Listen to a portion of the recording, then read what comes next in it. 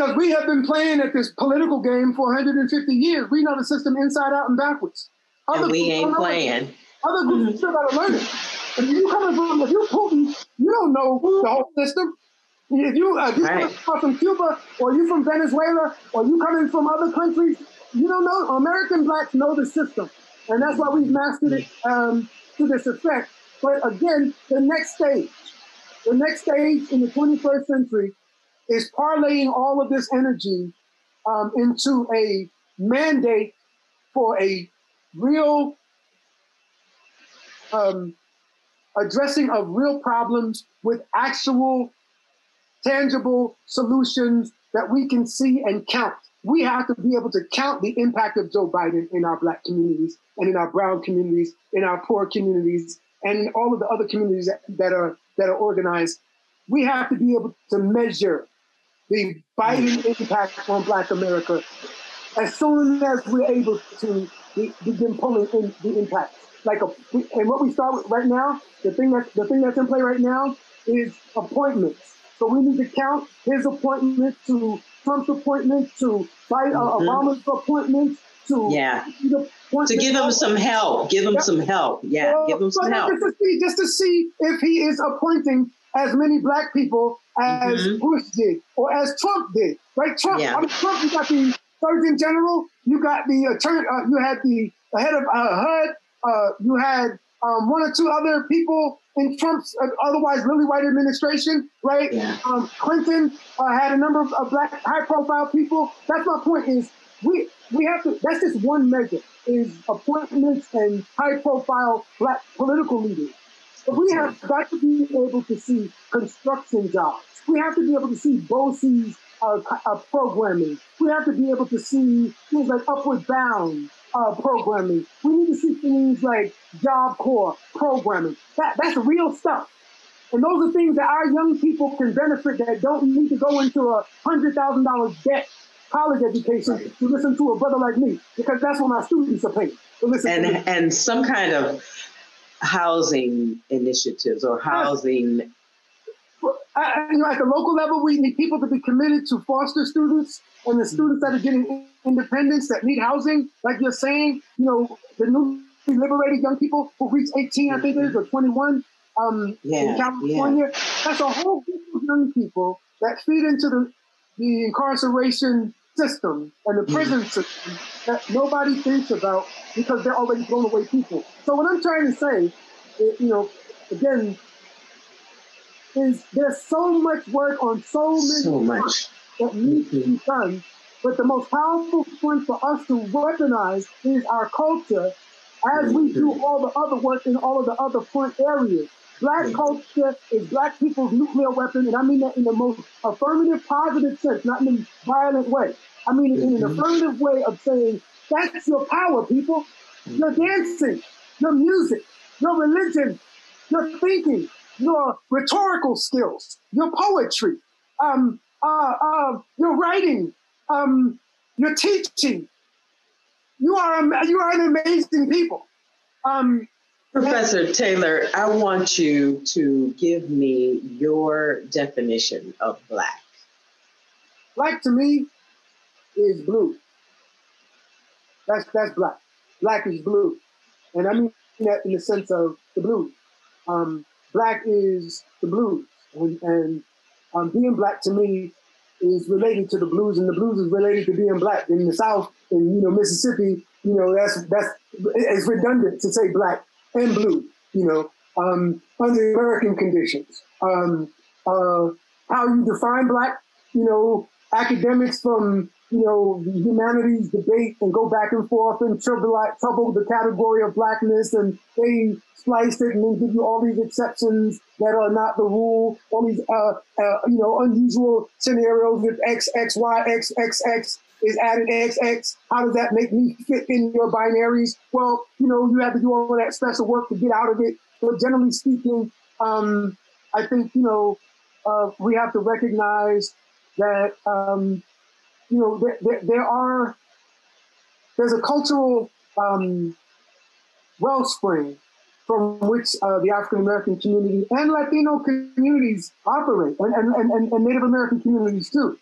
I think we have to put those areas where we are strong in to work to help us get strong in other areas.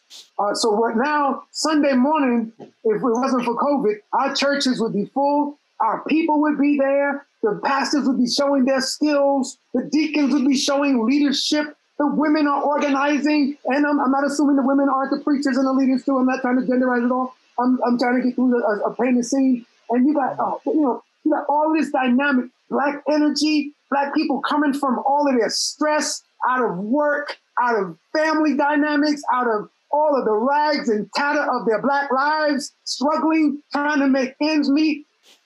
When they go to church on Sunday, that's Black.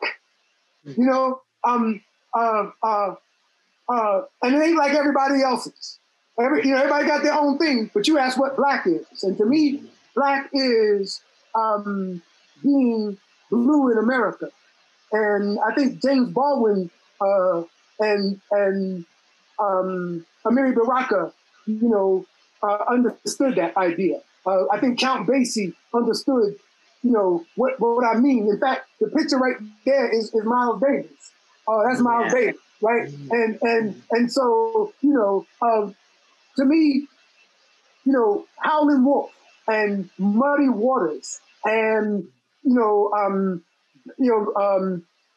Sister Rosa Mae Thornton and Bessie Smith, and Big Mama Thornton, all of these people are our culture, and I'm arguing that we should recognize that right now, if you put on a song, right now, a certain song would make both of us feel the same thing.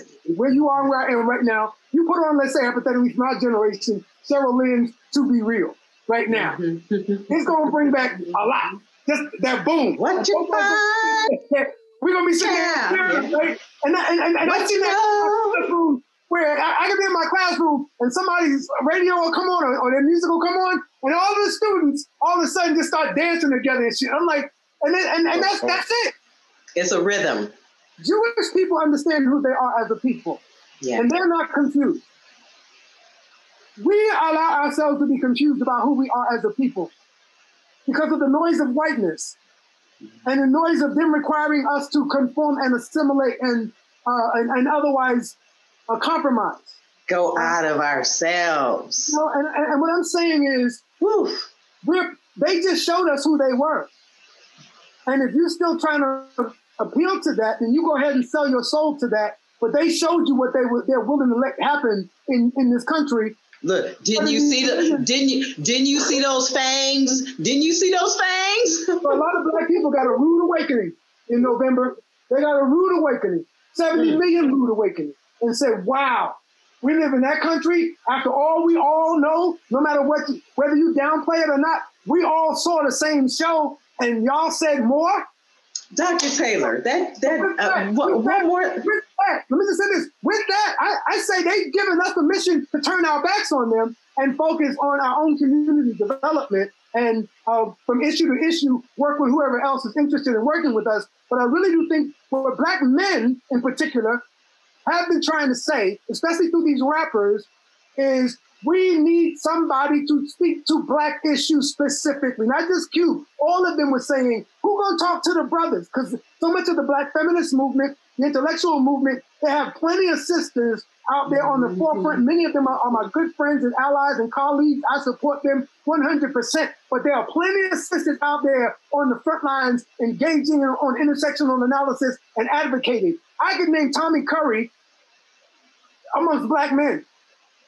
Right? One dude, one scholar who's got chased out the country from Texas out to London so he could just live as a scholar. So my point is, I think we need to understand the nature of where we are, what the times are, read the tea leaves, and understand it's time for self-determination, it's time for self-development, it's time for community development, all together at the same time.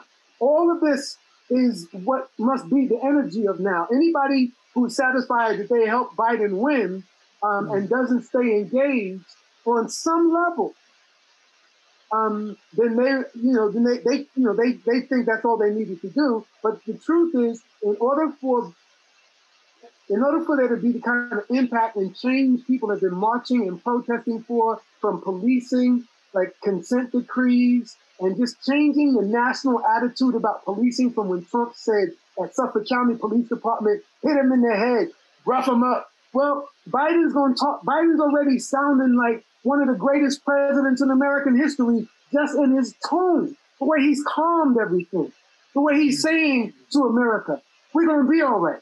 We're back. He's saying all the right things so far. Now, he's going to disappoint you because the whole thing is awful. The whole system is corrupt. So he's bound to disappoint you. But I think under the circumstances of this corrupt system, until we transform it, we have to play with it and operate in it. And I think Black people are doing the best they can under the circumstances. And so are women as a group, independent of Black or white.